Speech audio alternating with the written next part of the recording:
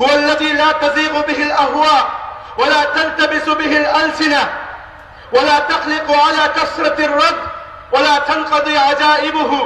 এই কোরআন হচ্ছে এমন একটি কিতাব, কোন বিকৃতিকারীর ষড়যন্ত্র আল্লাহর কালামের একটি হরফকে বিকৃত করতে পারবে না। এই হাদিসের প্রমাণ যদি বাংলার জমিনে কেউ করে থাকেন, তিনি হচ্ছেন আমাদের মুর্শিদ সাহেব কিবলা রহমতুল্লাহি আলাইহি।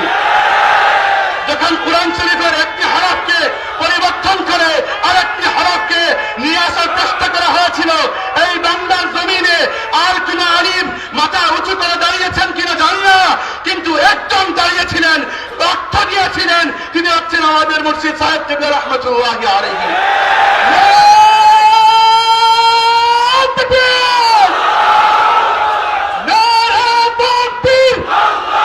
দ্বিতীয়ত সাহেব কিবলা রহমতুল্লাহি আলাইহির জীবনের দ্বিতীয় কর্মসূচি ছিল রাসূলুল্লাহ সাল্লাল্লাহু আলাইহি ওয়াসাল্লামের তাযীম এবং মহব্বত এই উম্মতের অন্তরের মধ্যে বেঁধে দেওয়া। যে তাযীম এবং মহব্বতের ফলে আবু বকর রাদিয়াল্লাহু আনহু সিদ্দিক হয়েছেন, যে তাযীম এবং মহব্বতের ফলে ওমর ইবনে খাত্তাব ফারুক হয়েছেন, যে তাযীম এবং মহব্বতের ফলে উসমান ইবনে আফফান গনি হয়েছেন, যে তাযীম এবং মহব্বতের ফলে আলী ইবনে আবি তালিব আসাদুল্লাহ হয়েছেন।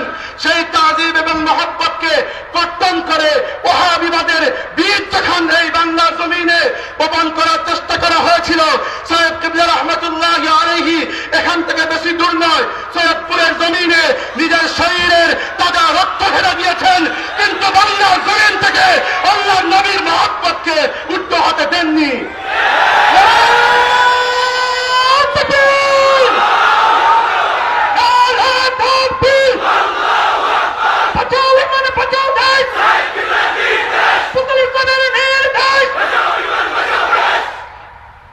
এই ব্যাপারে রাসূল সাল্লাল্লাহু আলাইহি ওয়াসাল্লামের একটি হাদিস না বললেই নয়। আল্লাহ নবী সাল্লাল্লাহু আলাইহি ওয়াসাল্লাম বলেছেন, মা মিন মুমিনিন ইল্লা ওয়া আনা আওলা বিহি ওয়া আলা আওলা الناس বিহি ফিদ দুনিয়া ওয়াল আখিরা। কোন ব্যক্তি ততক্ষণ পর্যন্ত মুমিন হতে পারবে না ততক্ষণ না দুনিয়া আখিরাতে প্রত্যেকটি মানুষ এবং প্রত্যেকটি বিষয়ের চেয়ে আমি মুহাম্মদুর রাসূলুল্লাহ তার অন্তরের বেশি নিকটে অবস্থান না করি। ইনশাআল্লাহ আপনাদের অন্তরে রাসূল সাল্লাল্লাহু আলাইহি ওয়াসাল্লামের এই মহব্বত রয়েছে কিনা এবং স্বীকার করবেন কিনা এই মহব্বতের বীজ বপন করেছেন আমাদের মুর্শিদ সাহেব কিবলা রহমতুল্লাহি আলাইহি। তৃতীয় কর্মসূচি ছিল আমর বিল মারুফ এবং নাহি আনিল মুনকার। প্রত্যেকটি অবস্থায় দনে দনে শ্বাসে শ্বাসে আল্লাহর ওলি এই দিনের পথে মানুষকে কল্যাণের দিকে আহ্বান করেছেন এবং অকল্যাণ থেকে নিষেধ করেছেন। কল্যাণের দিকে আহ্বান করা সহজ, আমি সুদখোরকেও বলতে পারবো চলুন আসরের নামাজ পড়ি, কিন্তু নাহি আনিল মুনকারের কাজটি বড় কঠিন। এই কাজ করা সবার পক্ষে সম্ভব হয় না। কেবল মসজিদে মসজিদে ঘুরে বেড়ানোর নামই নাহি আনিল মুনকার নয়।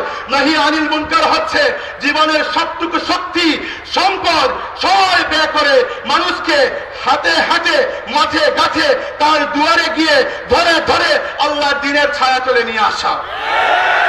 সাহেব কিবলা রহমতুল্লাহি আলাইহি আমর বিল মারুফ এবং নাহি আনিল মুনকারের এমন খিদমত আঞ্জাম দিয়েছেন, দেখে মনে হয় না যে এটি কোনো ব্যক্তির কাজ, মনে হয় এটি 1 কোটি মানুষের একটি প্রতিষ্ঠানের কাজ ছিল।